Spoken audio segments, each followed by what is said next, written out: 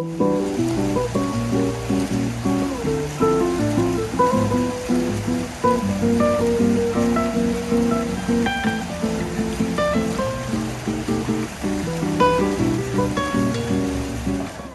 this edition of Lexington Now, Charles Young Center's Active Seniors, Part 3 of Police Community Partnerships, and Beating the Heat.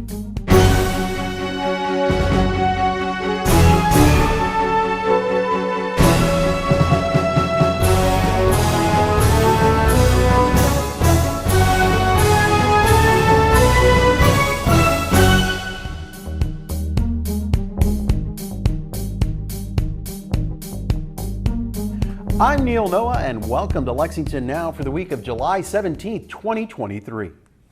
The Charles Young Center has become a cultural and social hub for residents of Lexington's East End.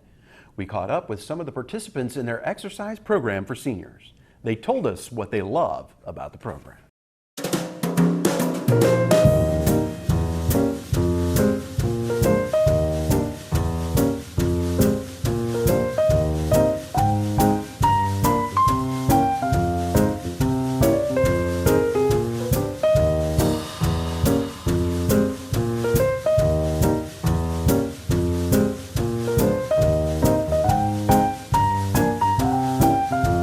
Well, I'm 97, and I grew up in Lexington. I met my husband when I was 6, and he was flirting with the little girls in the backyard. He was on the other side of the fence watching us play dolls. And he said he fell in love with me then. And after World War II, we got married 6 months after he came home. I'm the baby of 6 children. And my husband and I had 3 children. And now I'm expecting my 5th great-grandchild in October. I'm a retired English professor at the community college. I'm a novelist and short story writer. I'm 77. I never was that active physically, you know. I'm not a former athlete or anything like that, you know. I had enough physical work when I was a young man because I had physical jobs. Like I was a mover, I can't believe it. But a long time being a professor, I didn't move much except running around the classroom. Well, I'm 74 years old and I've been here for 10 years. So I guess Anne's such a good teacher, I can't think about going anywhere else. It helps me keep active. I am active in a lot of other things, and being able to stay active is what gives me the encouragement to participate in other things. Not only do we do her class, we play pickleball here now, and we have line dancing, which is fun, but when you're at my age and you're doing it to 5 and 6 songs at a time, it's exercise also. I've lived around Fayette County most all my life. I'm the youngest of 8 children, and I am 79 years old. And I have exercised been active most all my life by living in the country and having older brothers and sisters. I always tried to keep up with them. I like cardio because I have AFib, and that strengthens my heart. My heart is weak, and if I skip a week of exercising, I can tell a difference in the way my heart beats. So I like to have quality life.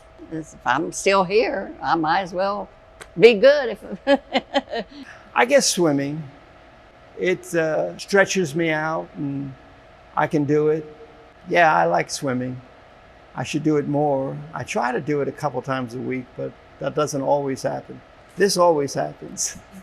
My favorite type of exercise are the routine things that she throws a quirk into. And one of the things that has helped me to do is transition that into my regular life. I like things that challenge my mind. Those kind of things transition into your regular life too, that everything isn't what it seems to be.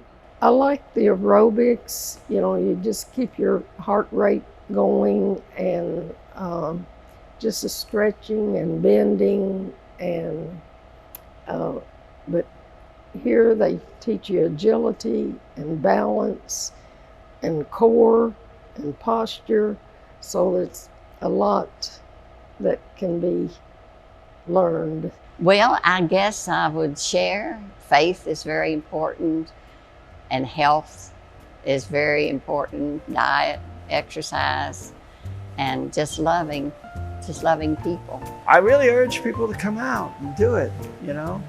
And it wouldn't hurt if there was another guy or two in class, you know.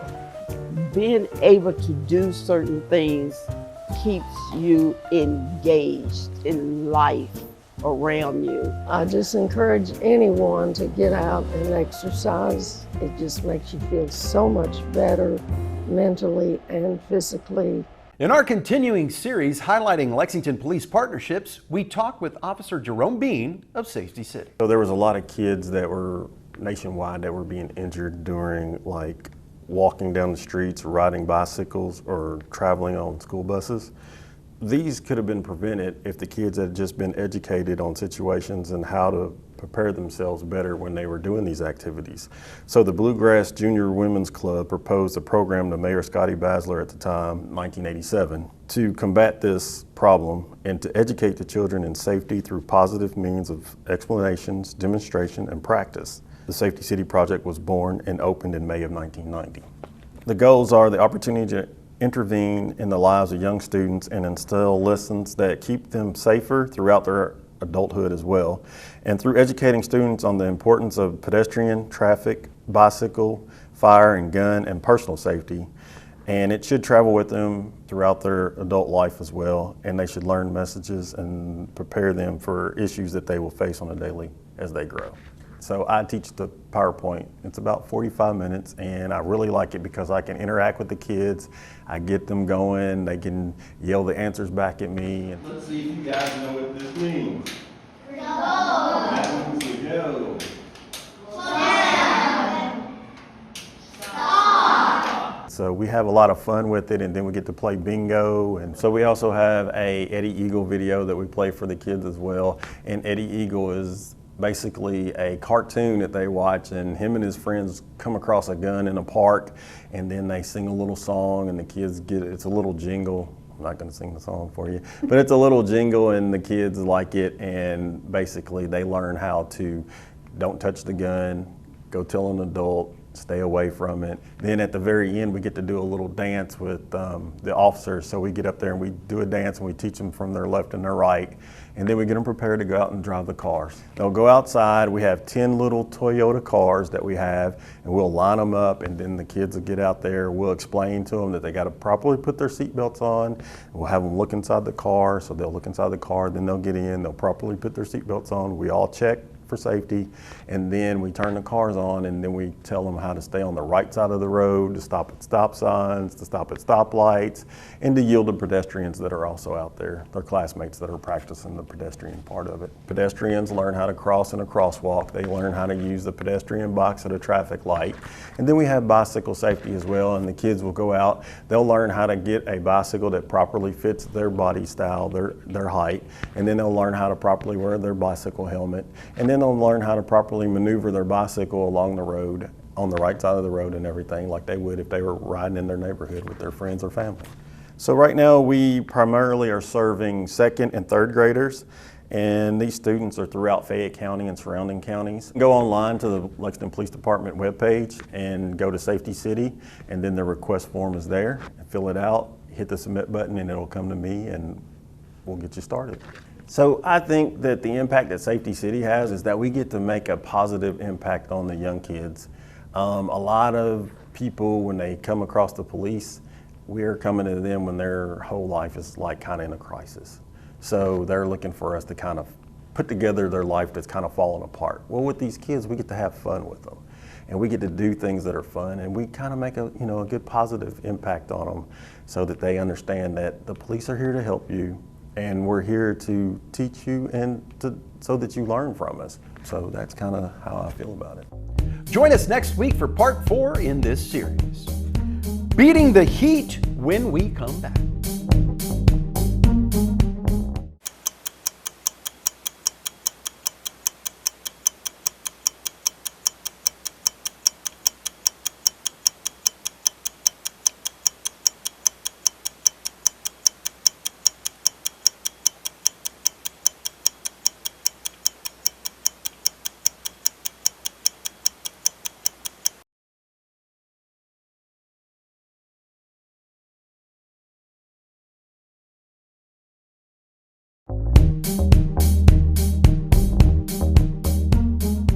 Welcome back to Lexington Now.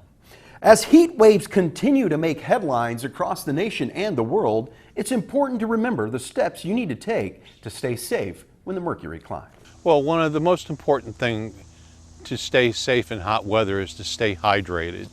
A lot of people forget that with the heat sometimes comes humidity, and as the humidity increases, it becomes harder to sweat. So your body stops having the optimum ways to lose heat and regulate heat internally.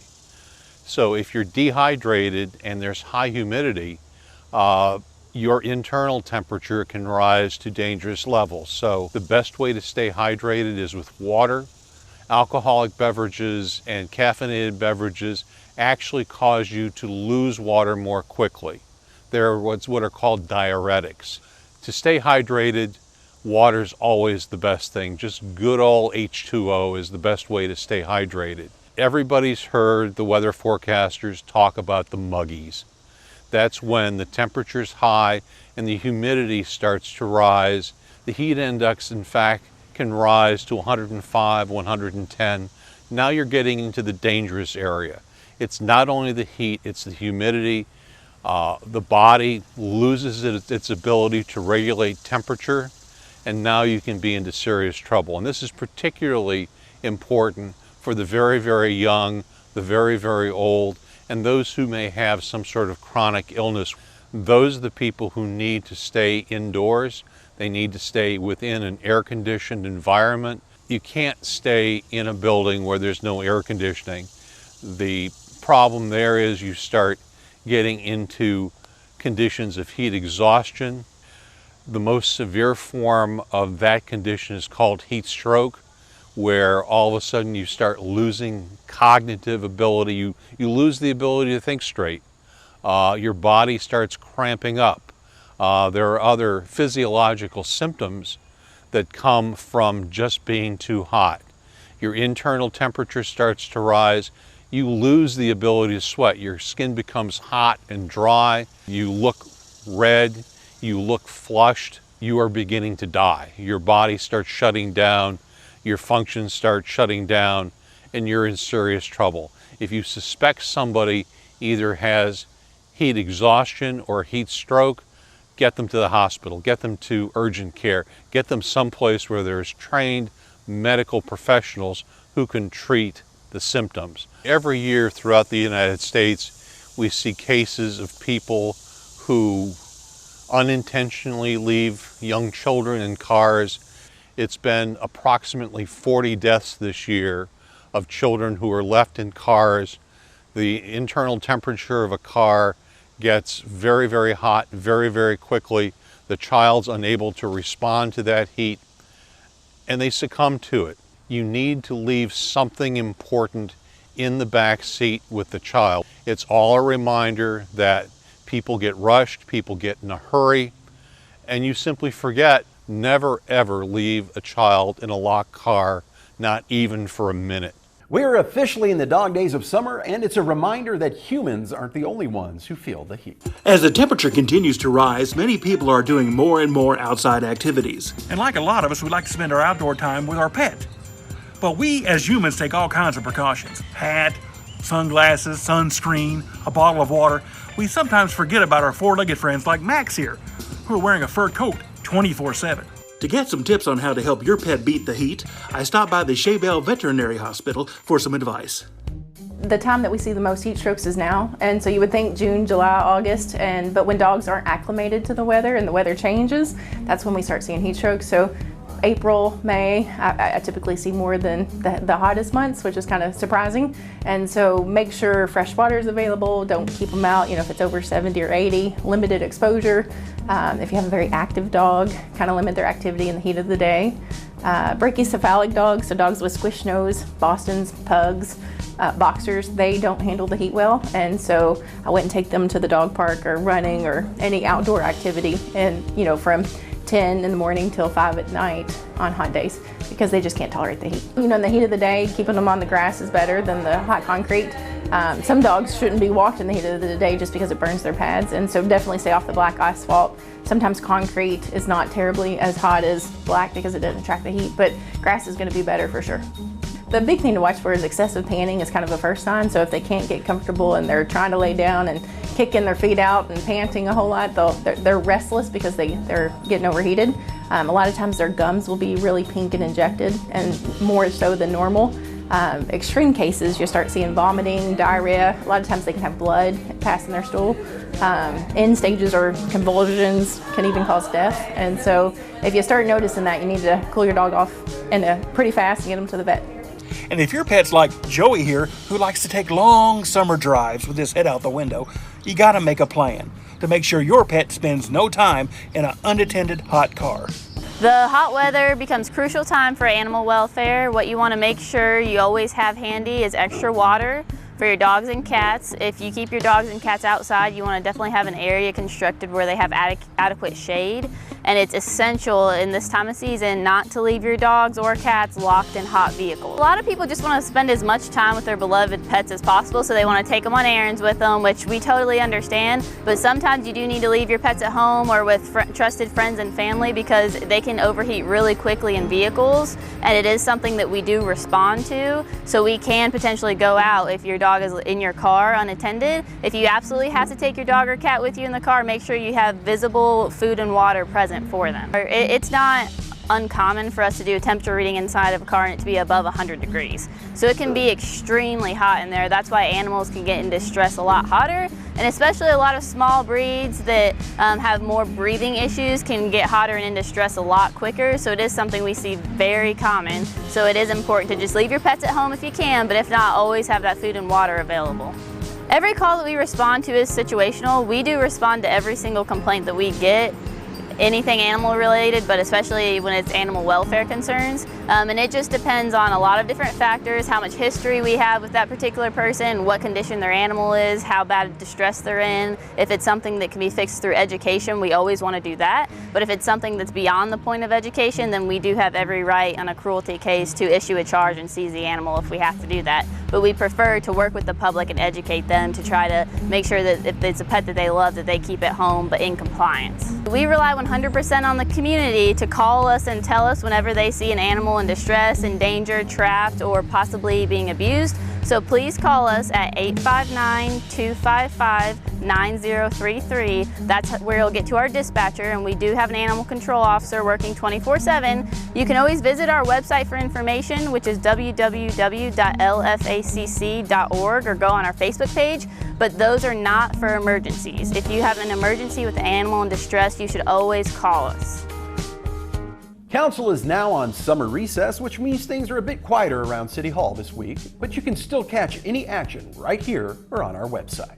And remember, for the most accurate and up-to-date information on all city business, check out our website at lexingtonky.gov. Here's this week's meeting coverage.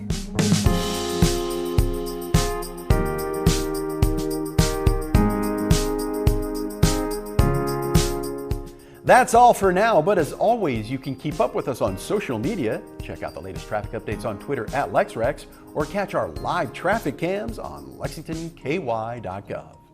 For all of us at Lex TV, I'm Neil Noah, and that's it for now.